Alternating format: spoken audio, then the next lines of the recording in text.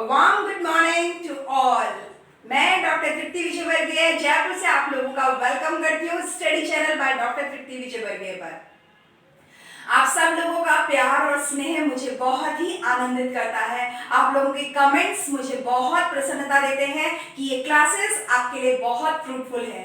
बहुत सारे स्टूडेंट्स अपने कंपटीशन के एग्जाम्स की तैयारी इन्हीं क्लासेस से कर रहे हैं। Thank you for keep watching my videos regularly. एक प्रॉमिस कीजिए कि आप ना केवल खुद जुड़े बल्कि साथियों को भी जोड़िए ताकि ज्यादा से ज्यादा लोगों को इसका फायदा पहुंच सके। आज की क्लास में मैं आपको बताने वाली हूँ evolution and development of management thoughts. Student, ये वो टॉपिक है मैनेजमेंट सब्जेक्ट में जिससे मैक्सिमम स्टूडेंट बचते हैं, अवॉइड करते हैं। क्यों? क्योंकि ये थोड़ा सा कॉम्प्लिकेटेड है, थोड़ा सा डीप नॉलेज वाला है और इसीलिए इस टॉपिक को एक क्लास में कंप्लीट करना पॉसिबल ही नहीं है। आज आपकी क्लास में आपने सामने बोर्ड पे देख रहे हैं, मैंने एक पूरा फ्लो चार्ट बना रखा है, एक डायग्राम बना रखा है जिसको एक सिस्टम के तहत इसे डेवलप किया है। बहुत सारी मेहनत के साथ इसे ऑर्गेनाइज किया है और उम्मीद कर रही हूँ ये केवल एक डायग्राम भी अगर आपने लर्न कर लिया तो इसके थॉट को समझना और पढ़ना बहुत ज्यादा आसान हो जाएगा। तो आज की क्लास को शुरू करते हैं।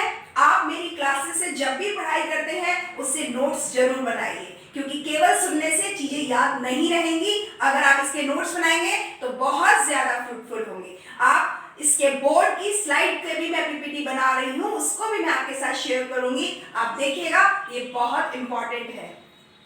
सबसे पहले बात करते हैं इवोल्यूशन एंड डेवलपमेंट की। देखो, मैनेजमेंट थॉट्स का मतलब है प्रबंधन के विचार। अब प्रबंधन के विचारों का विकास कैसे हुआ और उद्भव कैसे हुए हैं। इवोल्यूशन का मतलब होता है उत्पन्न होना, उद्भव होना, शुरू होना, और डेवलपमेंट का मतलब होता है विकास होना। तो हम इसे शुरू से शुरू कर रहे हैं। That's why I am just taking the topic evolution. Otherwise maximum books में से डेवलपमेंट ऑफ मैनेजमेंट थॉट्स के नाम से कवर किया गया है। सबसे पहले ये समझ लो इवोल्यूशन क्या होता है। शुरुआत होना, ओरिजिनेशन होना या उद्भव होना होता है। तो अगर मैनेजमेंट थॉट्स की बात करेंगे तो ये कब से शुरू हुआ। विकास तो तब होगा ना जब कोई चीज होगी। अगर कोई चीज होगी इसके लिए कब से शुरू हुई ये बात भी तो पता होनी चाहिए। तो इसे हम चार फॉर्म में क्लासिफाई करते हैं। इसके इवोल्यूशन और डेवलपमेंट को हम चार क्लासिफिकेशन के तहत पढ़ेंगे। सबसे पहले देखो, ये है अर्ली अप्रोच। बहुत ही शुरुआत, पारंपरिक, बहुत ही शुरू में जो प्रारंभिक दृष्टिकोण रहा है वो क्या था। उसके बाद हम कहते हैं क्लासिकल अप्रोच, जहां से हमने डेवलपमेंट माना है इसका। क्लासिकल मतलब है पारंपरिक अप्रोच क्या थी, पुरानी अप्रोच क्या थी। अब नियो क्लासिकल यानी नव प्राचीनतम क्या है, और मॉडर्न अप्रोच यानी आधुनिकतम इसकी दृष्टिकोण क्या है। अगर आप थोड़ा सा ध्यान दोगे तो मैंने क्लासिकल में, नियो क्लासिकल में और मॉडर्न अप्रोच में इसे ईयर वाइज भी लिख दिया है। इसका टाइम स्पान क्या था, 1900 से लेकर 1940 तक का टाइम क्लासिकल अप्रोच का था। इस टाइम जिन मैनेजमेंट एक्सपर्ट्स ने अपने आइडियाज दिए थे उन्हें हमने क्लासिकल अप्रोच में डाला है। 1930 से लेकर के 1970 तक की जो एक अलग सिस्टम था उसको हमने नियो क्लासिकल में डाला है, और जो 1960s ऑनवर्ड्स है, आज तक के हैं, उनको हमने मॉडर्न अप्रोच में डाला है। तो अगर 1900 तक की बात यहां से शुरू होती है तो 1900 पहले की बात अर्ली अप्रोच में शुरू होती है। स्टूडेंट्स, ये खुद पूरा टॉपिक ना केवल वाइड है बल्कि मैं केवल अकेले इस क्लासिफिकेशन की बात कहूं तो अथाह भंडार है। ये and number of things are there. बहुत सारी चीजें हैं जो स्टूडेंट्स को पता नहीं है, एक्सप्लोर किया नहीं है, पढ़ा नहीं है, बताया नहीं है। बहुत सारी ऐसी चीजें हैं। तो कोशिश कर रही हूं, मैं भी सिर्फ एक कोशिश कर रही हूं कि मैं आपको मैक्सिमम से मैक्सिमम चीजें इसमें बता सकूं। देखो, अर्ली अप्रोच की बात करते हैं। ये पूरी क्लास में एक साथ नहीं लूंगी, आज सिर्फ आपको मैं अर्ली अप्रोच पढ़ाने वाली हूं। तो अर्ली अप्रोच में मैंने इसे बताया फ्रॉम 1300 बीसी से। अगर 1300 बीसी का क्लासिफिकेशन अलग कर दें और बिटवीन 16 से 19 सेंचुरी का अलग कर दें तो इसे हमने दो पार्ट में बांट लिया है। थोड़ा सा ध्यान दीजिएगा, पहले बिफोर क्राइस्ट वाला टाइम पीरियड चला करता था ईसवी पूर्व।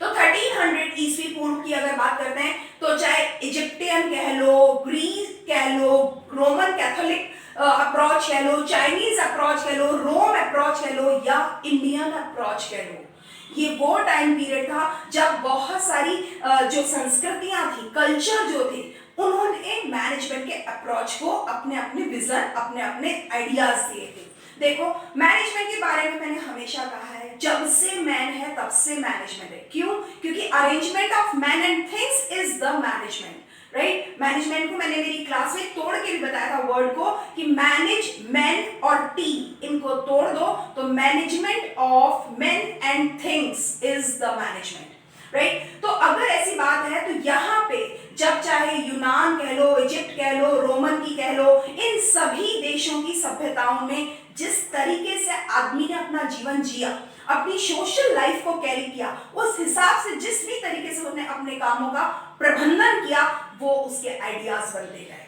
तो अगर हमने पिरामिड्स की बात कर लो, हम 7 वंडर्स की बात कर लो, चाइनीज की सभ्यता की बात कर लो, रोमन कैथोलिक्स की जो वर्कॉलिक नेचर था उनका, उसकी बात कर लो, या हमारी हिंदुस्तान की सभ्यताओं की बात कर लो, जिसमें हड़प्पा, मोहनजोदड़ो, सिंधु, ये सारी नदी घाटी जो सभ्यताएं थी, इन्होंने बहुत सारी चीजों के बारे में हमें मैसेज किया है कि कितना सुंदर मैनेजमेंट था। आपको जरूर याद होगा, हमने तक्षशिला कह लो, नालंदा कह लो, अगर हम कहें कि हिंदू मोहनजोदड़ो कह लो, हड़प्पा संस्कृति कह लो, उसमें हमने ये सब हिस्ट्री में पढ़ा था कि किस तरह से उनके बाथरूम सिस्टमाइज थे, किस तरह से उनके बर्तन थे, वो कैसे अपनी सोशल और फैमिली लाइफ को कैरी किया करते थे। उन सब चीजों से हमें ये समझ में आया था कि ये कैसे अपने मैनेजमेंट को करते थे। तो ये सारी चीजें डिटेल में नहीं बता रही हूँ, पर मैनेजमेंट थॉट्स के डेवलपमेंट में इनका भी अपना एक कंट्रीब्यूशन है।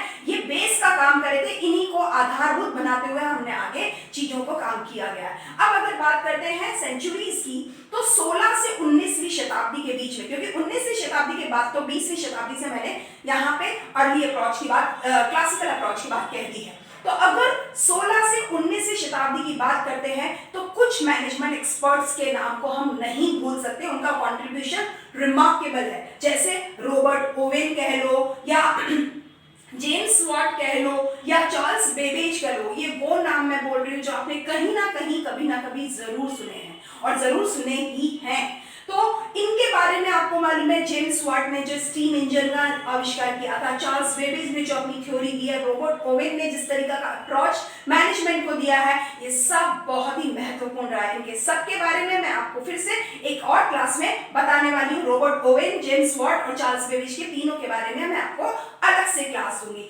आज की क्लास में थोड़ा सा इस पे फोकस करना चाहती हूँ, क्योंकि एक लंबी क्लास देने से ज्यादा बेहतरीन है मैं पार्ट्स में क्लास को पढ़ा दूं, ताकि पढ़ना और सुनना और समझना सारी चीजें आसान हो जाए।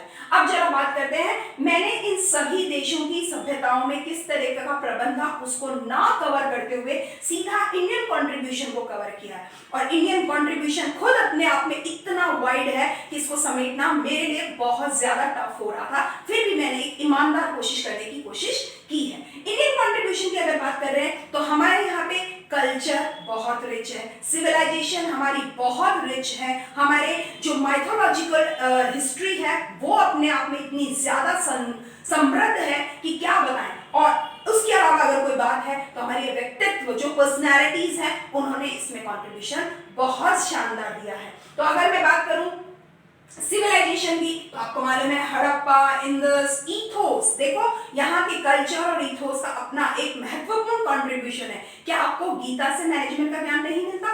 क्या आपको रामायण से मैनेजमेंट का ज्ञान नहीं मिलता? या आपको महाभारत से मैनेजमेंट का ज्ञान नहीं मिलता?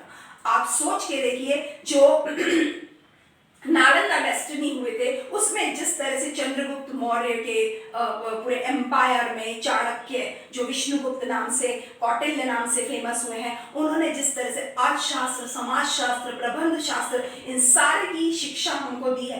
तक्षशिला और नालंदा का विश्वविद्यालय तो वर्ल्ड फेमस है, उन सब में एक बहुत सीनियर प्रोफेसर और बहुत ही लर्निड प्रोफेसर के नाम से जाने गए थे, चाणक्य। तो ये सारे जो हमारे इथोस हैं, जो हमारे महाग्रंथ हैं, गीता, रामायण, महाभारत, कितने हिंदुओं के इतनी सारी सभ्यता भरी हुई है, संस्कृति से भरी हुई है, जिसमें मैनेजमेंट के थॉट्स दिए गए हैं, वो सारी चीजें हमारे को कृष्णा, हनुमान या हमारे राम राज्य कह लो, श्री राम भगवान, उन्होंने अपने अपने तरीके से मैनेजमेंट की नॉलेज दी है, अपनी शेयरिंग दी है, मैसेजेस दिए हैं। और अगर पर्सनैलिटीज की बात करूं तो कौटिल्य तो खैर ना भुलाने वाले हैं ही हैं, विवेकानंद जी या हमारे जो महात्मा उन्होंने गांधी दर्शन जबरदस्त दिया है प्रबंधन के बारे में। और हमारे टैगोर, रविंद्रनाथ टैगोर, उन्होंने, हमारे गुरुदेव जो टैगोर हैं, उन्होंने प्रबंधन के बारे में जबरदस्त अपना ज्ञान दिया है। तो ये वो चीजें मैं बता रही जिनको तो हम याद ही नहीं करते हैं इस टॉपिक से रिलेटेड। हम वैसे याद करते हैं इन पर्सनैलिटीज को और इन महाकाव्यों को, लेकिन मैनेजमेंट थॉट से इन्हें रिलेट नहीं करते। तो आज की क्लास में मैंने कोशिश की है कि मैं वो चीजें आज टच कर पाऊं जो आपको पता नहीं है, आपको किताबों में इजीली मिलती नहीं है। तो इन सब ने जो राम राज्य कह लो, चंद्रगुप्त मौर्य का कह लो, समाजशास्त्र की बात कह लो, टैक्सेशन पॉलिसी की बात कह लो, राजनीति विज्ञान की बात कह लो, मानवीय व्यवहार की बात कह लो, सामाजिक विज्ञान की बात कह लो, व्यवहार विज्ञान की बात कह लो, जो आगे जाके हमने उन्हें अप्रोच के नाम से जाना है, उन्होंने उन सारों के बारे में अपना ज्ञान शुरू में ही दे दिया है। तो ये मैंने कोशिश की है कि मैं आपको इस वाले कॉर्नर वाले टच को दे सकूं आपको। इसके अलावा मैं आगे की क्लास में आपको बताऊंगी क्लासिकल अप्रोच में 20वीं शताब्दी से जो साइंटिफिक मैनेजमेंट यानी एफ.डब्ल्यू. टेलर ने जो अपनी बात कही, एडमिनिस्ट्रेटिव मैनेजमेंट यानी प्रशासनिक प्रबंधन के बारे में हेनरी फ्योल ने जो कहा, ब्यूरोक्रेटिक मैनेजमेंट यानी अफसरशाही जो प्रबंध है उसमें मैक्स वेबर का कंट्रीब्यूशन ना भुलाने लायक है। ऐसे ही एथिकल मैनेजमेंट जिसमें हम कहते हैं नीति शास्त्र प्रबंध क्या कहता है, उसमें ओलिवर शेल्डन ने बहुत अच्छा कुछ कहा है। ऑपरेशनल मैनेजमेंट यानी संरचनात्मक प्रबंध में रेले ने बहुत अच्छे कहा है। यूनिफाइड मैनेजमेंट में उर्विक गुलिक या डेल ने बहुत अपना कंट्रीब्यूशन दिया है। नियो क्लासिकल में ह्यूमन रिलेशन अप्रोच में Mary Parker Follett, Chester I Barnard, Elton Mayo जिसका हॉथर्न एक्सपेरिमेंट है बहुत फेमस, उन सबको मैं डिटेल में बताने वाली हूँ। एक क्लास में संभव नहीं है, इसीलिए केवल आज आपको इन सब के बारे में केवल नाम से बता रही हूँ ताकि आपको ये ध्यान रहे कि हम आगे जाकर के क्या पढ़ने वाले हैं। सोशल सिस्टम अप्रोच में चेस्टर आई बर्नार्ड ने बहुत बड़ा कंट्रीब्यूशन दिया। डिसीजन थ्योरी अप्रोच में हर्बर्ट साइमन और पीटर एफ ड्रगर ने बहुत अपना कंट्रीब्यूशन दिया।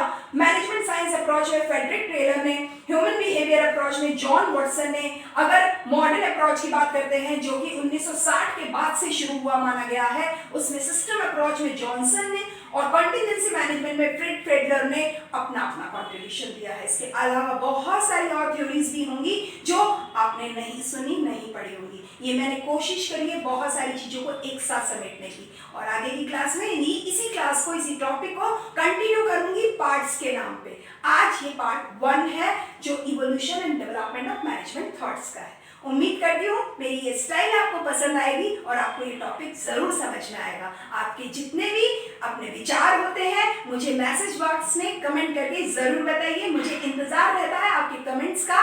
Thank you and keep watching my videos regularly. Thank you.